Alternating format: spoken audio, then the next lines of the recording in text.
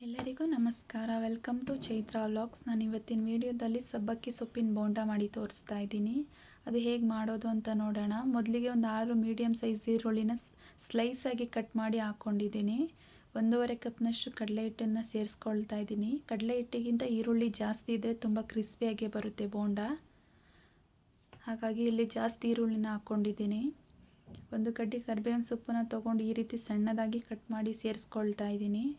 ಖಾರಕ್ಕೆ ಒಂದು 8 ಹಸಿಮೆಣಸಿನ್ಕಾಯಿನ ಸಣ್ಣದಾಗಿ ಕಟ್ ಮಾಡಿ ಹಾಕ್ಕೊಳ್ತಾ ಇದ್ದೀನಿ. ಚಿಟಿಕೆಯಷ್ಟು ಸೋಡಾನ ಹಾಕ್ಕೊಳ್ತೀನಿ.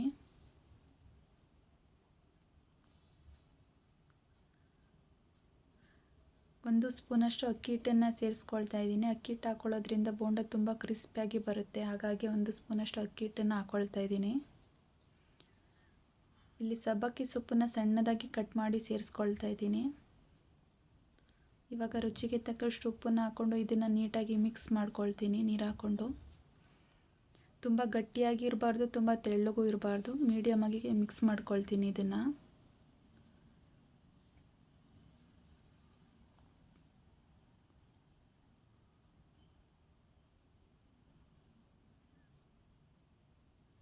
ಇದು ಮಿಕ್ಸ್ ಆಗಿದೆ. ಇವಾಗ ಎಣ್ಣೆ ಬಿಸಿಗೆ ಇಡೋಣ.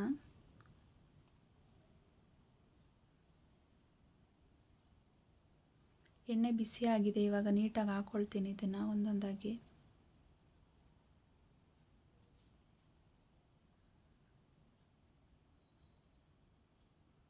ಆದಷ್ಟು ಮೀಡಿಯಮ್ ಊರಲ್ಲೇ ಬಿಟ್ಕೊಳ್ಬೇಕು. ಇದನ್ನು ಚೆನ್ನಾಗಿ ಬೇಯಬೇಕು. ಒಳಗಡೆ ಎಲ್ಲ ನೀಟಾಗಿ ಬೇಯಬೇಕದು. ಹಿಟ್ಟಲ್ಲ ಇಲ್ಲ ಆಚೆ ಬೆಂದಿರುತ್ತೆ, ಒಳಗಡೆ ಎಲ್ಲ ಹಿಟ್ಟಿಟ್ಟು ಹಾಗೆ ಇರುತ್ತೆ. ಹಾಗಾಗಿ ಮೀಡಿಯಮ್ ಊರು ಇಟ್ಕೊಂಡು ನೀಟಾಗಿ ಬೇಯಿಸ್ಕೊಳ್ಬೇಕು. ಇದನ್ನು ಈರುಳ್ಳಿ ಕಲರ್ ಚೇಂಜ್ ಆಗೋವರೆಗೂ ನೀಟಾಗಿ ಬೇಯಿಸ್ಕೊಳ್ಬೇಕು. ಇದನ್ನು ಒಂದ್ಸಲಿ ತಿರುವಾಕೊಳ್ಳೋಣ. ಇದನ್ನು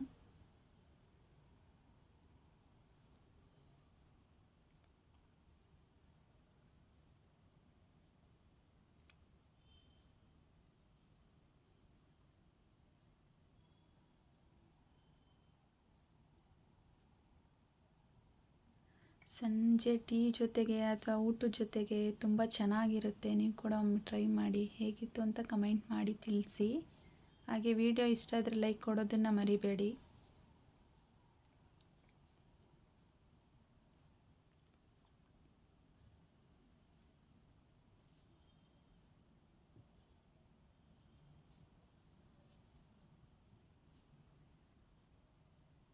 ಚೆನ್ನಾಗಿ ಬೆಂದಿದೆ. ಇವಾಗಿದು ಫುಲ್ ಕಲರೆಲ್ಲ ಚೇಂಜ್ ಆಗಿದೆ. ಇವಾಗ ಬೆಂದಿದೆ. ಇದನ್ನು ತಗೊಳ್ತೀನಿ ನಾನು.